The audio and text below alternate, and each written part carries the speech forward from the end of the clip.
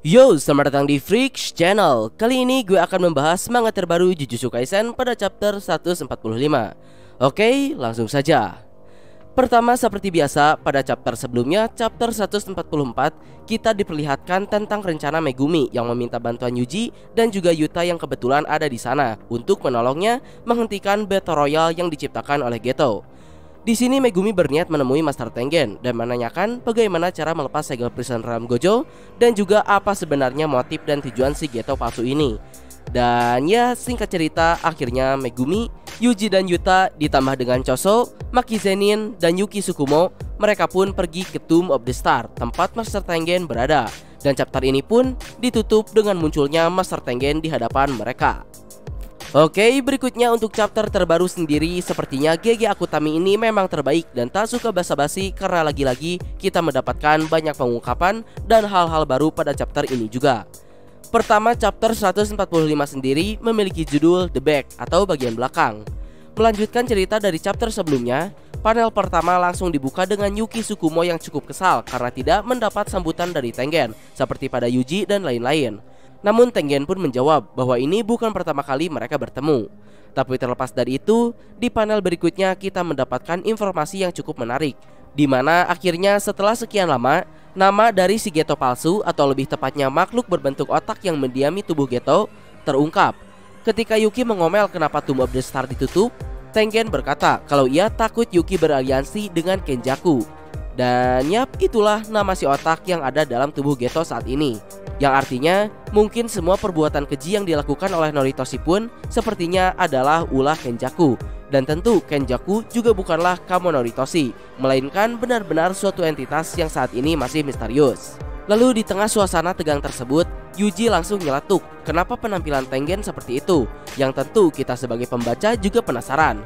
Dan Tengen pun menjawab, jadi ternyata pada saat kejadian Arc Star Plasma Vessel dahulu, berhubung Riko Amanai sebagai wadah Master Tengen terbunuh oleh Toji, ketika itu Tengen pun tak dapat menemukan wadah yang lain. Tapi jika kalian ingat, ketika pada akhir-akhir arc masa lalu Gojo, kita sempat melihat Yuki mengunjungi Geto dan berkata padanya kalau ia tidak usah mencemaskan wadah Master Tengen karena Master Tengen sudah stabil. Tapi rupanya pada chapter baru ini Yuki pun baru menyadari kalau saat itu ternyata Tengen gagal mendapatkan wadah barunya.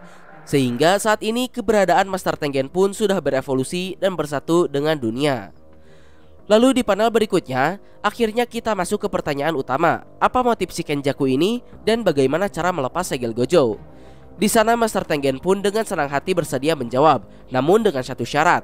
Dirinya meminta Yuki Tsukumo, Yuta Okkotsu, dan Choso untuk dua di antara mereka tetap bersamanya dan menjadi penjaganya. Dan ya, tentu permintaan tersebut mengundang pertanyaan dari semua orang yang ada di sana. Apakah Tengen takut mati? Apakah Tengen takut disegel? Dan jawabannya berhubungan dengan niat Kenjaku. Jadi begini, seperti yang kita tahu, niat si Kenjaku ini adalah menebar kekacauan dan membuat manusia berevolusi, yang bahkan melebihi seorang dukun. Bagaimana maksudnya? Tenang saja, akan gue jelaskan satu persatu dan untuk kalian ikuti saja alurnya. Jadi pertama, perlu diketahui barrier si Master Tengen ini bisa dibilang ada di seluruh Jepang. Jujur gue gak tahu seperti apa dan bagaimana cara kerja barrier ini, tapi yang pasti barrier tersebut ada di seluruh Jepang.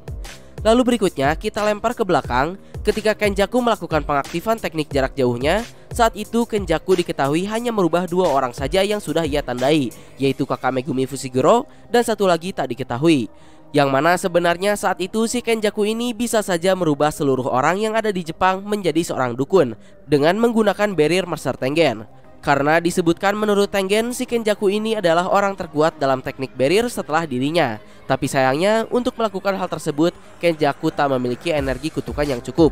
Maka dari itu ia pun menciptakan sebuah Battle Royale, di mana pemenangnya yang berarti kandidat terbaik akan diasimilasikan dengan Master Tengen. Tapi bukankah hanya plasma vessel saja yang bisa dijadikan wadah Master Tengen? Yap, tepat sekali, tapi sayangnya jika itu dirinya yang dulu. Berhubung saat ini Master Tengen telah berevolusi, jadi kali ini dirinya memungkinkan untuk bergabung dengan siapa saja, terlepas dari itu adalah plasma vessel atau bukan. Tapi seperti yang kita tahu, tujuan si Kenjaku ini adalah membuat semua manusia berevolusi ke tingkat yang lebih tinggi. Dan terkait dengan hal itu, ternyata keberadaan Master Tengen saat ini sendiri bisa dikatakan sudah bukan dirinya yang utuh lagi. Karena seperti yang dia katakan sebelumnya, keberadaannya kini sudah bersatu dengan dunia, yang mana saat ini jiwa Master Tengen tersebar di mana-mana. Yang artinya, tentu semua orang bisa saja bersatu dengan Master Tengen. Lalu apa yang terjadi jika seseorang bersatu dengan Master Tengen? Seseorang yang bersatu dengan Master Tengen akan langsung melampaui seorang penyihir Jujutsu dan akan naik menjadi eksistensi yang benar-benar baru. Dan ya, dengan begitu tujuan Kenjaku untuk membuat manusia berevolusi pun akan benar-benar tercapai. Namun sayangnya, terlepas dari manusia yang memang akan berevolusi, satu-satunya alasan mengapa Master Tengen dapat tetap memiliki kesadarannya adalah karena barrier tekniknya yang membantu Master Tengen untuk mempertahankan keberadaan dan kesadarannya.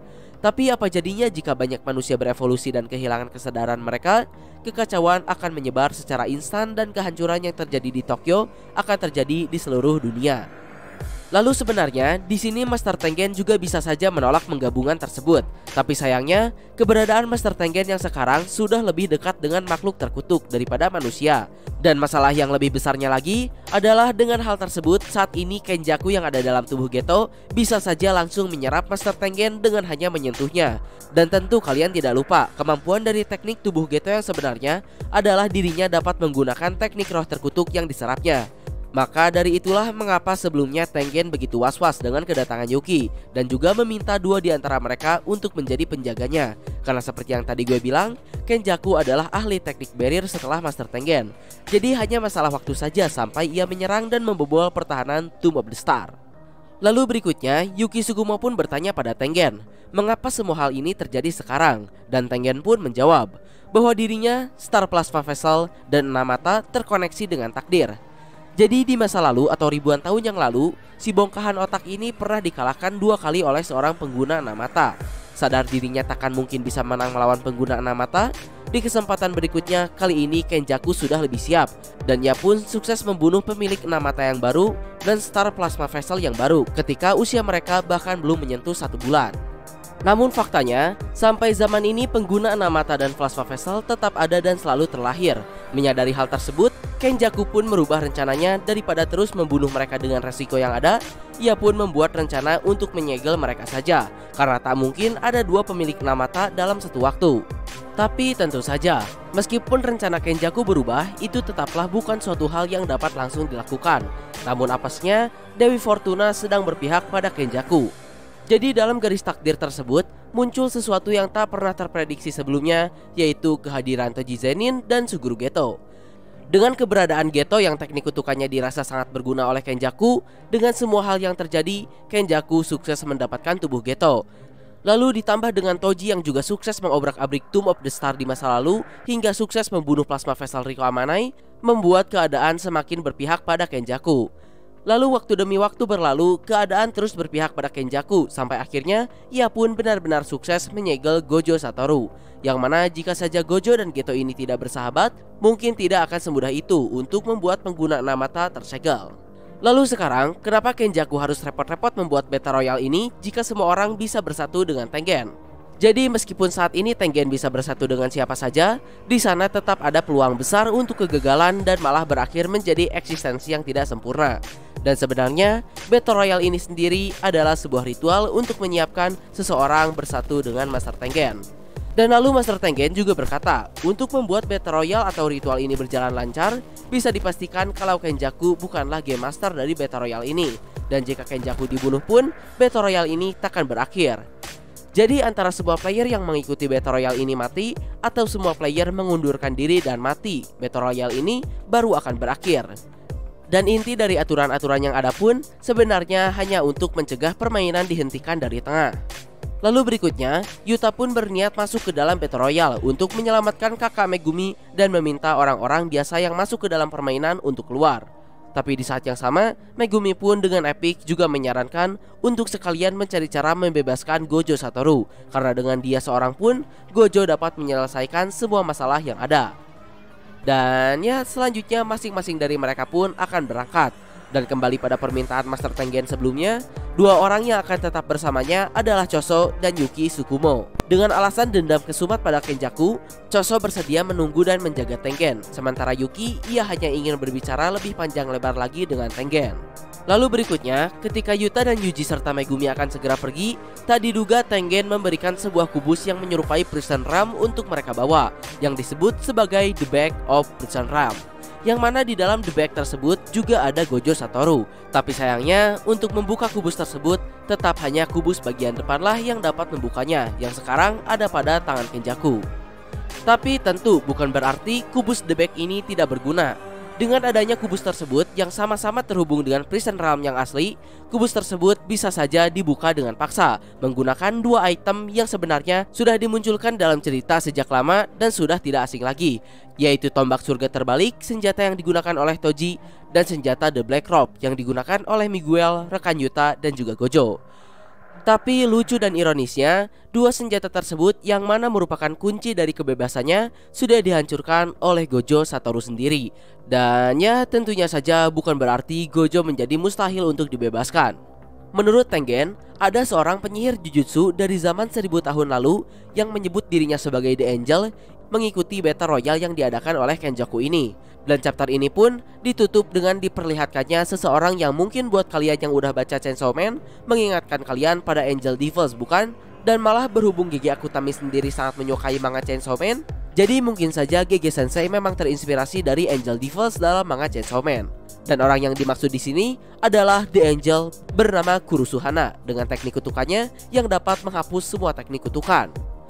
Dan ya berhubung dia ini merupakan satu-satunya kunci terakhir untuk membebaskan Gojo, sudah pasti cepat atau lambat dia akan terlibat dengan para tokoh utama kita, Yuji dan kawan-kawan. Dan tentu setidaknya ada dua skenario yang gue pikirkan. Kurusuhana akan berakhir menjadi musuh atau menjadi teman dan bergabung ke dalam grup Yuji. Yang artinya apakah Kurusuhana ini disiapkan untuk menjadi pengganti Nobara? Secara kabar Nobara sendiri saat ini masih benar-benar abu-abu, tanpa kepastian apapun. Bahkan dari reaksi Megumi seperti mengisyaratkan kalau si Nobara ini sudah tidak tertolong lagi, atau kemungkinan terbaiknya Nobara masih sekarat atau koma.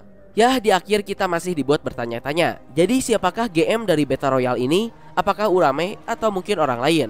Lalu yang unik, sepanjang cerita pada chapter ini Yuki Tsukumo selalu terlihat kesal pada Tengen.